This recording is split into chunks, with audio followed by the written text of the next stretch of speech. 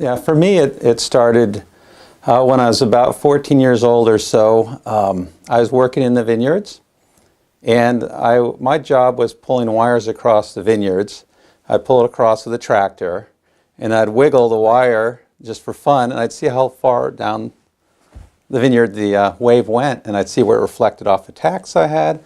And so that, combined with my interest in music, sort of led me into electrical engineering.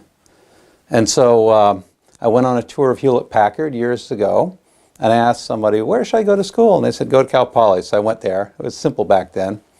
And there I studied microwave engineering. And so coming out of Cal Poly, I went to work for Hewlett-Packard. And I was in the W-band, 110 gigahertz millimeter wave group, doing up converters, down converters, and felt I needed more education. So off I go on HP fellowship to UC Santa Barbara. And there I studied microwaves and optics.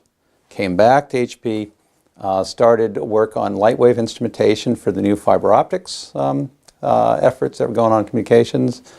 And then I came across some problems with lasers that I couldn't solve theoretically. And so I went off to school again. There's a professor in Paris that was a world expert in it. I said, I want to study there.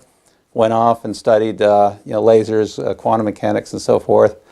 Actually, before I came back, I wrote my thesis in French, defended it in public in French in Paris, at Paris Tech, and then came back to HP Labs.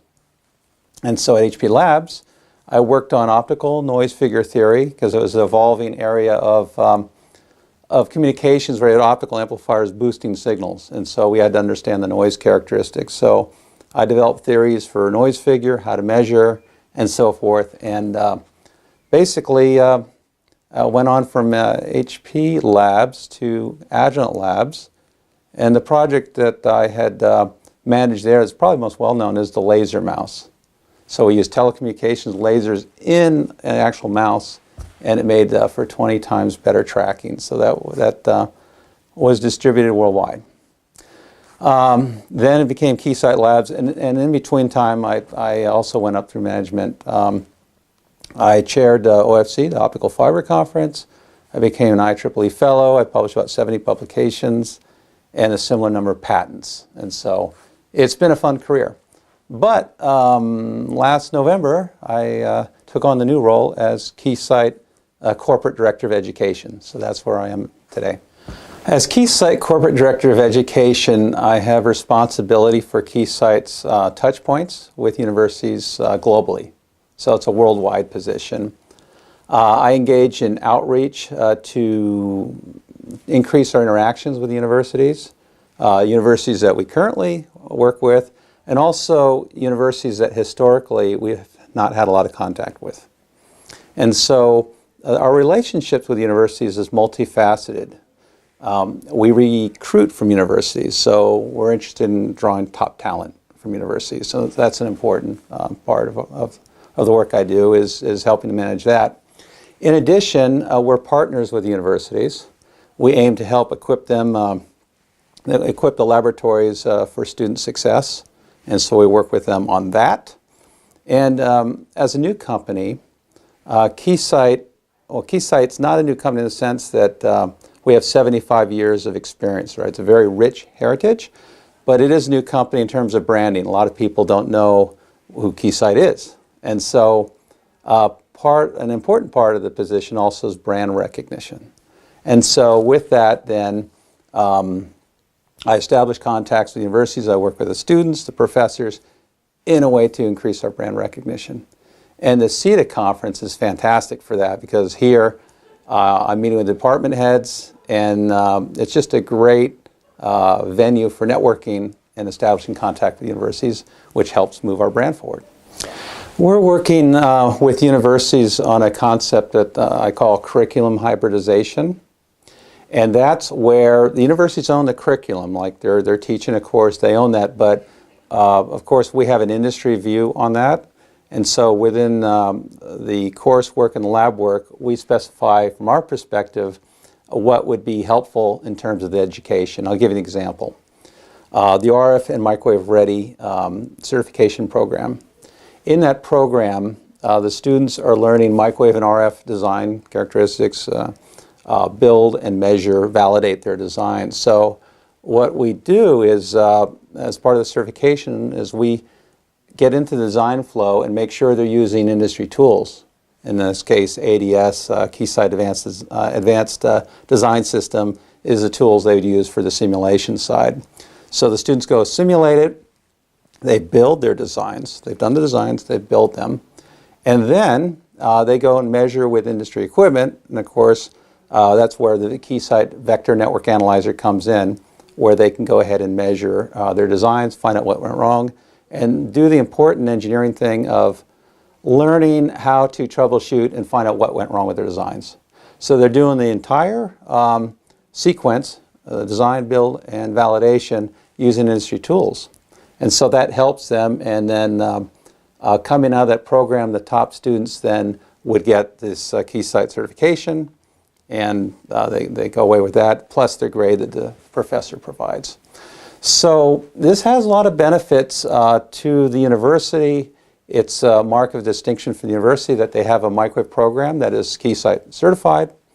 The students like it because when they go out there, not only can they put the certificate on the wall where they work, but it's a mark of distinction on their resumes and so forth, that yeah, they're trained, they know the S parameters, they know how to do the amplifier design and so forth. And so that's helpful. And also, from Keysight's perspective, it also increases the engagement with the university, so we work together. And so that's a benefit to Keysight as well. Currently, over 600, I think 650 students now are in that program, and about 40 universities are using our materials, and it's growing. SUNY Platts is the most recent university that came out with their first graduating class that are certified as industry ready from Keysight. So that's an exciting program. Further to that, we've just come out with a new microwave lab that is a 5G. It's focused on 5G, and you've heard a lot about 5G. And so what that does is it covers all elements of the RF system, the simulation, design simulation, build, and then you're using industry tools again like ADS, signal generators, vector network analyzers, signal analyzers. I'm not sure if I mentioned that. And this saves the teacher a huge amount of time, because rather than having to develop that whole course, for the 5G, the RF transceiver work, they're able to leverage what we have, and of course then they can do what they do best, is focus on teaching. Well, for one, we're just kicking off the IoT Innovation Challenge, April 1st. And what that challenge is about, it's a student challenge. It's open worldwide, the university students. And it's aimed at societal good. And there are two tracks as far as possibilities for the students to compete. One is called Smart Land, where they design a sensor network strategy, and it covers about a square kilometer of urban area, and what they'll do is monitor and report on a couple different metrics: air quality, water quality, data quality, and sound quality. And so that strategy then that they're designing this sensor for has to go for about a year. So it has to be about a year. Another track is Smart Water. And there they'll design a sensor system with a network strategy to cover a major waterway. And there they'll report on things like acidity, turbidity, contaminants, and so forth to measure the quality of water. And of course, the land, the air, and the water are key issues, right, for humankind moving forward. So they'll work on that. And the winning team gets to go to the U.S. Maker Faire in New York, right, in Queens, paid for by Keysight. In addition, there's $50,000, which is a significant sum for university students. And the school gets $50,000 in test equipment. And so the department heads will love that. And so it's exciting, and there's also second place prizes as well for that event. So very exciting. It's the first time we've done that, and we'll see how it goes. But student ingenuity is quite amazing, because I've done hackathons. I'm amazed at what students come up with in just a few days. We also have an IoT teaching solution. It's a turnkey solution that teachers, educators can use. It has 36 hours of lecture. 18 hours of lab, and it teaches students IoT sensors. And so it covers, the gateway, the hardware, and the software, the protocol links, to get the cloud, and the sensors hooked up through Bluetooth, Zigbee, wide area LAN, and LoRa. So it's using a lot of the protocols to connect up sensors. And so with that course, they'll have understood and engineered the basics of how to do IoT in that coursework. So that, the IoT coursework, the IoT Innovation Challenge I mentioned, the microwave, RF Microwave Ready program that we have, those are all examples of Keysight's commitment to education.